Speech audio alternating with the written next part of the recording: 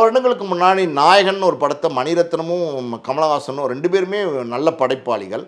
அப்படிப்பட்ட 2 பேரும் சேர்ந்து பல வருஷங்களுக்கு முன்னாடி மிகப்பெரிய வெற்றி படம் கொடுத்துருக்காங்க. அது ஒரு பெஞ்ச்மார்க் படம் தமிழ் சினிமாவில். அப்படிப்பட்ட படத்தை கொடுத்த மணிரத்னமும் கமலும் 30 வருடம் கழித்து இணையும் போது அன்னைக்கு இருந்த மெச்சூரிட்டியோட பல மடங்கு இன்னைக்கு மெச்சூரிட்டி அவங்களுக்கு ஜாஸ்தியாக வந்திருக்கணுமா வந்திருக்கக்கூடாதா வந்துச்சு இல்லை.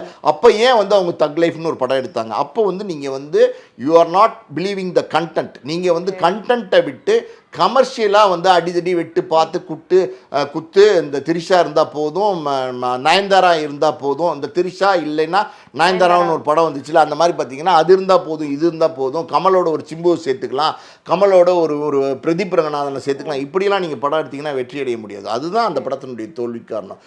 விடாமுயற்சியினுடைய தோல்வி காரணம் அது அந்த ஹீரோ படம். அந்த ஹீரோ தவறான கதை செலெக்ஷன். அந்த படம் மிகப்பெரிய தோல்வி. குட் பேட் அக்லியை பொறுத்த வரைக்கும் அது கலெக்ஷன் பண்ணிச்சு, 100 கோடி தாண்டிச்சு. ஆனால் அந்த படத்தினுடைய தயாரிப்பாளருக்கு 80 கோடி நஷ்டம். இது எப்படி இருக்குது?